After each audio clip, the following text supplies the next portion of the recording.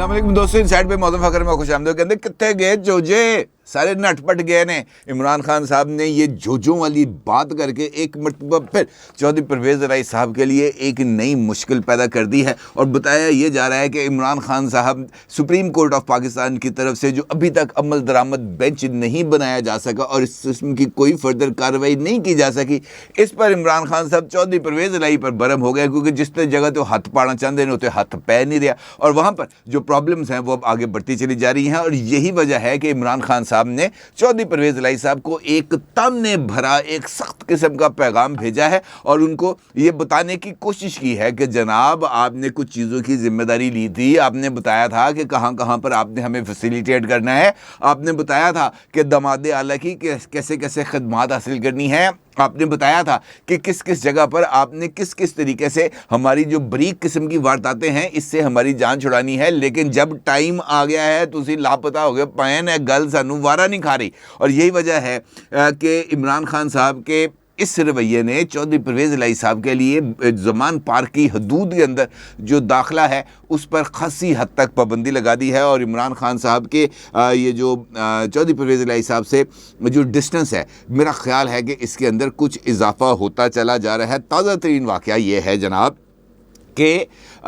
24 घंटे गुजर गए और 24 घंटे गुजरने के बावजूद भी जो सुप्रीम कोर्ट ऑफ पाकिस्तान है उसने इलेक्शन कमीशन ऑफ पाकिस्तान की तरफ से जो रिपोर्ट जमा कराई गई है जिसमें इस बात का एतराफ़ किया गया है कि हुकूमत की तरफ से एक धेला भी इलेक्शन कमीशन ऑफ पाकिस्तान के अकाउंट में डिपॉजिट नहीं कराया गया और उसकी वजह से ये जो 14 मई की तारीख मुकर्रर की गई थी पंजाब के अंदर इंतखाबात की, वो अब इंतखाबात होते हुए नज़र नहीं आ रहे। और इलेक्शन कमीशन ने इस बारे में यानी पंजाब की जो निगरान हुकूमत है उसकी तरफ से जो सिक्योरिटी प्लान दिया गया है उसके जो इब्तदाई खद्दोखाल है वो भी जमा करा दिए और वहाँ उसके ऊपर भी इलेक्शन कमीशन ऑफ पाकिस्तान की तरफ से वाज़ेह तौर पर इस बात की तरफ इशारा किया गया है कि जनाब हमने तकरीबन 3 लाख के करीब नफरी मांगी थी, हमें इन्होंने कहा जनाब साढ़े को 70,000 बंदा है, ये आपने लेना है तो ले लें। और फिर उन्होंने कहा जनाब हमने तकरीबन कोई 55 से 60,000 पोलिंग स्टेशन बनाने हैं, ये जितनी नफरी दे रहे हैं उसके अंदर पर पोलिंग स्टेशन एक बंदा ही पुलिस वाला होगा जो ड्यूटी देगा। इसका मतलब यह है कि हम ये जो इंतखाबात हैं इसके दौरान हम अमन व अमान की जो सूरत हाल है उसको भी मेंटेन नहीं कर सके। अब पाकिस्तान तहरीक इंसाफ को इस बात का यकीन था कि जनाब जैसे ही ये इलेक्शन कमीशन ऑफ पाकिस्तान की रिपोर्ट आएगी उसके फौरी बाद ये जो 3 रुकनी बेंच है, ये chief justice of Pakistan mister justice Umar Ata Bandial साहब की सरबराही में जो कायम था, वो अपने फैसले की रोशनी में ये रिपोर्ट मिलने के बाद चैम्बर समात करेगा और चैम्बर समात के बाद इस बड़ी अदालत लगाएगा और कहेगा जनाब सारे आज कंटेम्प्ट ऑफ कोर्ट की कार्रवाई हो जाएगी। लेकिन ऐसा नहीं हुआ और ऐसे इस तरह की कार्रवाई के ना होने ने पाकिस्तान तहरीक इंसाफ के लिए शकूक व शुबहातों को बढ़ा दिया है। और जैसे जैसे ये वक्त गुजरता चला जा रहा है उसके साथ साथ ही पाकिस्तान तहरीक इंसाफ और उनके जो लोग हैं और ख़ास तौर पर इमरान खान साहब उनकी परेशानियों में इजाफा होता चला जा रहा है। अब आप यकीनी तौर पर यह जानना चाहेंगे कि इस सारे अमल के अंदर परवेज़ इलाही कहाँ से घुस बैठे, जिसका मैंने जिक्र किया था आपके साथ गुफ्तगू के आगाज़ में। आपको याद है कि चौधरी परवेज़ इलाही साहब उन शख्सियात में थे जो पंजाब असम्बली की तहलील के सख्त तरीन मुखालिफ थे और वो इमरान खान को बार बार इस बारे में आगाह करते रहे कि पाइन इलेक्शन कोई नहीं जे होने, आप अपने जो पैर हैं इनके ऊपर कुल्हाड़ी ना मारें और असम्बली ना तोड़ें। लेकिन इमरान खान साहब ने उनकी बात नहीं मानी। फिर अब ये हुआ कि फवाद चौधरी को इस बात का इतराफ़ करना पड़ गया कि जनाब पंजाब और खैबर पख्तूनख्वा की असम्बलियों की जो तहलील थी ये ब्लंडर बज गया हमसे। लेकिन अब हम इससे जो है ना वो बैकआउट नहीं कर सकते। अब इस सारे सिनेरियो के अंदर चौधरी परवेज़ इलाही साहब ने एक दामाद को, अपने दामाद को नहीं किसी और शख्सियत के दामाद को ख़ास तौर पर पंजाब की काबीना के अंदर एक important portfolio planning and development का दे दिया था। और ये एक ऐसा पोर्टफोलियो है, ये एक ऐसी वजारत है जहाँ पर तमंटूस बहुत ज़्यादा यहाँ पर जो है ना वो उसकी इम्कानात पाए जाते हैं। और अगर आप देखें तो उसी दामाद आला के हवाले से हर गुजरता दिन कोई ना कोई नया इंकशाफ लेके सामने आता है। अभी भी नैब की तरफ से एक नोटिस आया है और उसके साथ साथ एंटी करप्शन की तरफ से भी कोई कार्रवाई की गई है, जिस पर दामाद आला अली अफजल शाही साहब ने अपने ट्विटर अकाउंट के जरिए इस बात का एतराफ़ किया है, ये कहते हुए कि जनाब नोटिस आ गया है लेकिन मैंने कुछ गलत नहीं किया और लिहाजा मुझे किसी से कोई खौफ नहीं है, मैं जाऊंगा और पेशी पे भुगतूंगा। लेकिन मामलात वहीं पे आ जाते हैं कि जैसे जैसे ये पेशियों के नोटिस मिलते हैं वैसे वैसे मुख्तलिफ महकमों की जो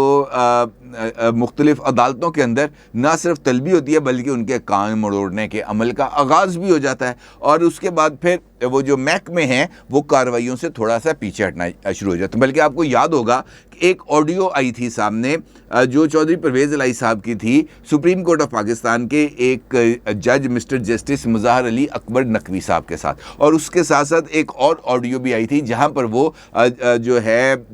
एक अहम वकील जहांगीर जोजा साहब के साथ गुफ्तगू कर रहे थे और उनसे ये कह रहे थे कि जनाब केस ना मुज़ाहर अली अकबर नकवी को ही लगना चाहिए और वो कह रहे थे कि जनाब तुसी भेजो रजिस्ट्रार ऑफिस, कोशिश कर लेने आ जितने तुसी कहते हो उत्थे लग जाएगा। और फिर जो अभी रिसेंटली सुप्रीम कोर्ट बार के जो प्रेसिडेंट हैं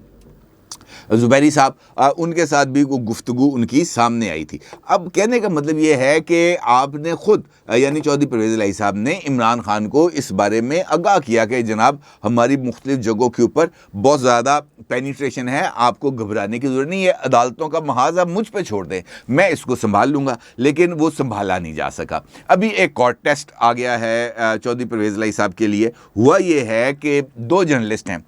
एक बोल न्यूज़ इस्लामाबाद के ब्यूरो चीफ है डायरेक्टर न्यूज़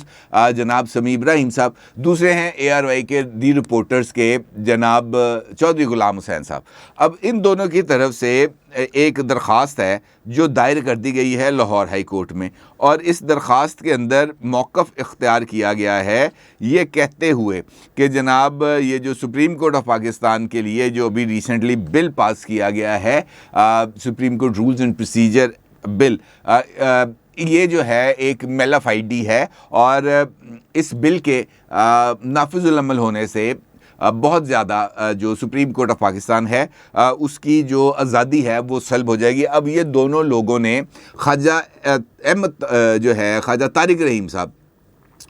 उनकी तवस्सुत से ये रिट दायर कर दी है और लाहौर हाई कोर्ट में, और उसके साथ साथ जो रिट के साथ साथ जो मुख्तलिफ वकला हैं उनको भी ज़रा इंगेज करने का एक माहौल बनाया गया। अब इससे क्या फ़ैसला आएगा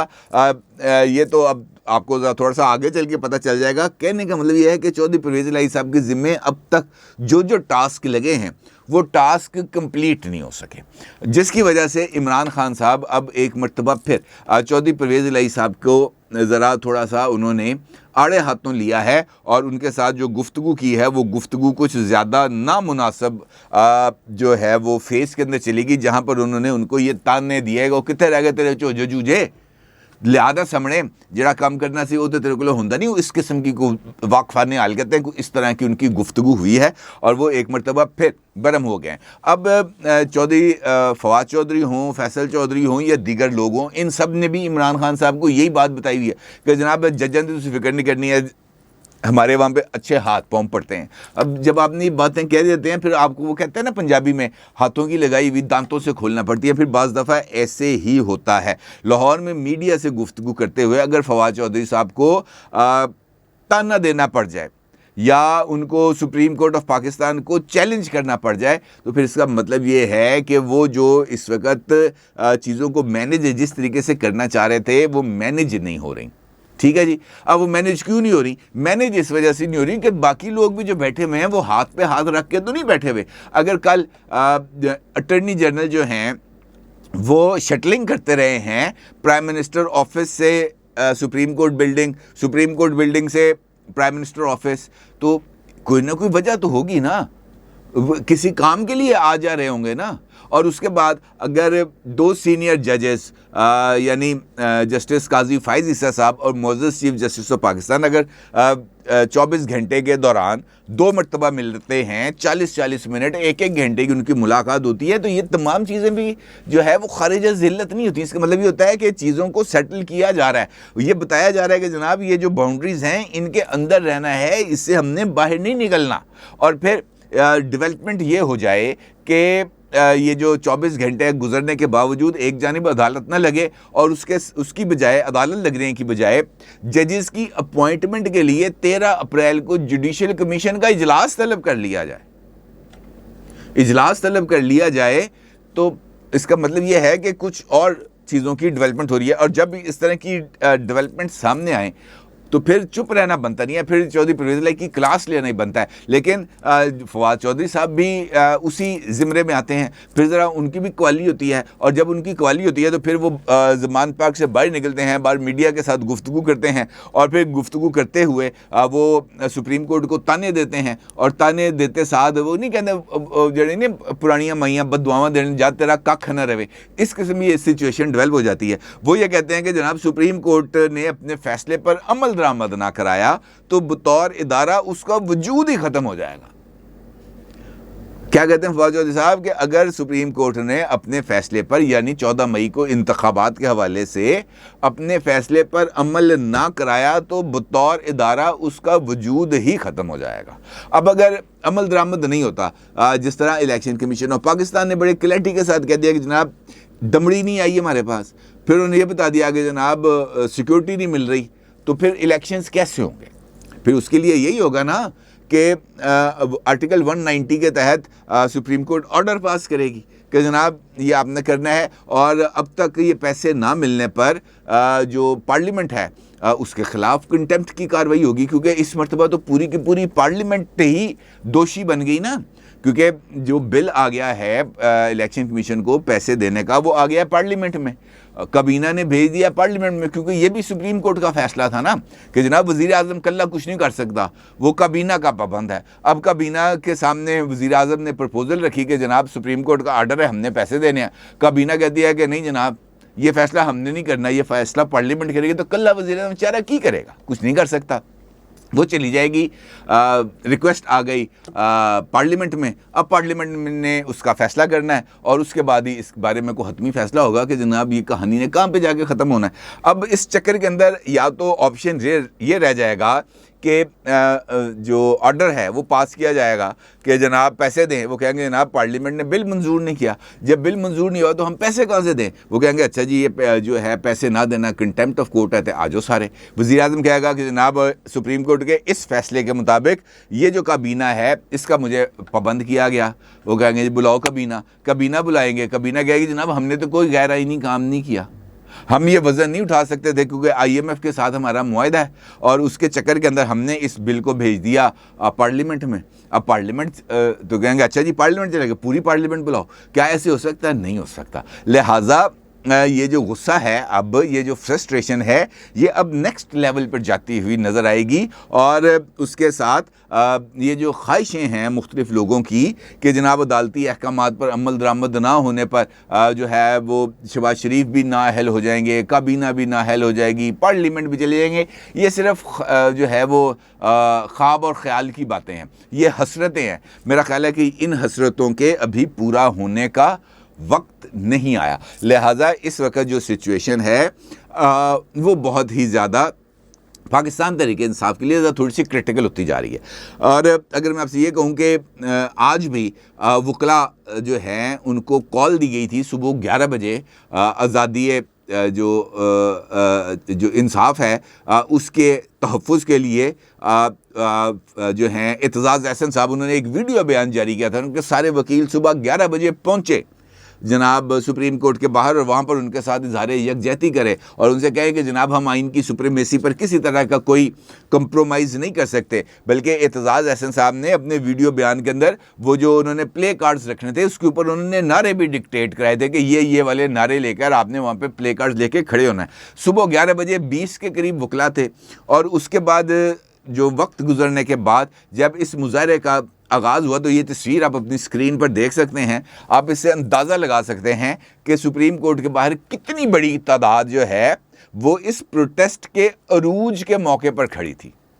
ठीक है जी। तो इसका मतलब ये है कि एक नई जो अदलिया के हवाले से तहरीक चलाने की कोशिशें हैं वो तो मुझे बज़ाहिर बारावर साबित होती हुई अभी तक तो नज़र नहीं आ रही, लेकिन कोशिशें हैं, चाहे ताने से कर लें, चाहे मेरे नाल कर लो, हमें दबाव डाल के कर लो। अब देखना ये है कि ये जो तानों वाला माहौल है ये कब तक रहेगा, और जो तवक्कुआत लगाई हुई हैं वो तवक्कुआत क्या 13 अप्रैल से पहले पूरी होंगी या जुडिशल कमीशन के इजलास के बाद पूरी होंगी, क्योंकि ये चीज़ें भी ज़रा अब एक दूसरे के साथ आके जुड़ गई हैं। इसको आप एक दूसरे से अब अलग करके नहीं देख सकते। जुडिशल कमीशन का इजलास से पहले मुझे नहीं लगता, जुडिशल कमीशन के 13 अप्रैल को इजलास से पहले मुझे नहीं लगता कि ये जो इलेक्शन कमीशन की रिपोर्ट है इसके ऊपर सुप्रीम कोर्ट की तरफ से कोई कार्रवाई की जाएगी। अपनी राय का ज़रूर इज़हार कीजिएगा। आपको बहुत शुक्रिया। अल्लाह हाफिज़।